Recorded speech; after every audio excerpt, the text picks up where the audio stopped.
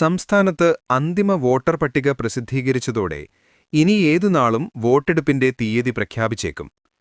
2,69,00,000 വോട്ടർമാരാണ് അന്തിമ വോട്ടർ പട്ടികയിൽ ഇടം പിടിച്ചിട്ടുള്ളത്. 53,000 പേരെ കരടു വോട്ടർ പട്ടികയിൽ നിന്നൊഴിവാക്കിയിട്ടുണ്ട്.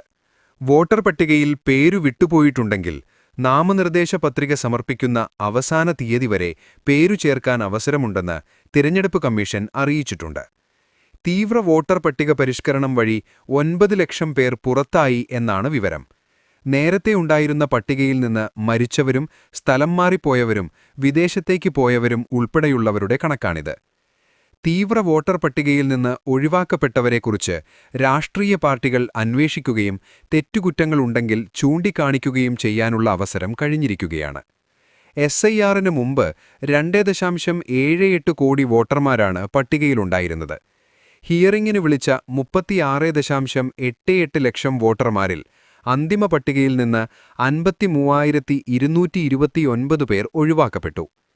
കഴിഞ്ഞ തദ്ദേശ തിരഞ്ഞെടുപ്പിലുണ്ടായിരുന്നതിനേക്കാൾ 16.54 ലക്ഷം വോട്ടർമാർ നിയമസഭാ തിരഞ്ഞെടുപ്പിന് ഉണ്ടാവില്ലെന്നാണ് അർത്ഥം. തദ്ദേശ തിരഞ്ഞെടുപ്പിന് സ്റ്റേറ്റ് ഇലക്ഷൻ കമ്മീഷൻ തയ്യാറാക്കിയ പട്ടികയിൽ 2.86 കോടി വോട്ടർമാരാണുണ്ടായിരുന്നത്. അന്തിമ വോട്ടർ പട്ടികയിൽ കൃത്യമായി പറഞ്ഞാൽ 2,69,53,644 വോട്ടർമാരാണുള്ളത്.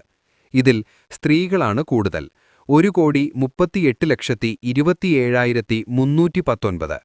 പുരുഷ വോട്ടർമാർ 1,31,26,048 പേർ. 277 ട്രാൻസ്ജെൻഡർ വോട്ടർമാരുമുണ്ട്. 2,23,558 പ്രവാസി വോട്ടർമാരുടെ പട്ടികയും തയ്യാറാക്കിയിട്ടുണ്ട്. സർവീസ് വോട്ടർമാരുടെ എണ്ണം 54,110 ആണ്. 18-19 വയസ്സ് കാറ്റഗറിയിൽ 4,24,518 വോട്ടർമാരുണ്ട്. 85 വയസ്സിന് മുകളിലുള്ളവരുടെ എണ്ണം 2,04,608 ആണ്.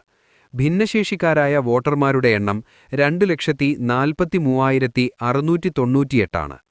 SIRനു വേണ്ടി വോട്ടർ പട്ടിക മരവിപ്പിച്ച 2025 ഒക്ടോബർ 27നും ക്ലെയിം സമർപ്പിക്കാനുള്ള അവസാന തീയതിയായ 2026 ജനുവരി 30നുമിടയ്ക്ക് 15.10 ലക്ഷം പേരാണ് വോട്ടർ പട്ടികയിൽ പേരു ചേർക്കാൻ അപേക്ഷിച്ചതെന്ന് chief electoral officer Rathan Kelkar പറഞ്ഞു. ഇതിൽ 1.66 ലക്ഷം അപേക്ഷകൾ തള്ളിക്കളഞ്ഞു. അർഹരായ വോട്ടർമാർക്കെല്ലാം വോട്ടർ പട്ടികയിൽ പേരു ചേർക്കാൻ നാമനിർദ്ദേശ പത്രിക സമർപ്പിക്കുന്ന അവസാന തീയതി വരെ അവസരമുണ്ടെന്ന് ഖേൽക്കർ അറിയിച്ചു. നിയമസഭാ തിരഞ്ഞെടുപ്പിന് 30,411 പോളിംഗ് സ്റ്റേഷനുകൾ ഉണ്ടാകും. വോട്ടെണ്ണലിന് 41 കേന്ദ്രങ്ങളുണ്ടാകും. പോളിംഗ് സാമഗ്രികൾ വിതരണം ചെയ്യാൻ 119 കേന്ദ്രങ്ങളാണ് തിരഞ്ഞെടുത്തിട്ടുള്ളത്.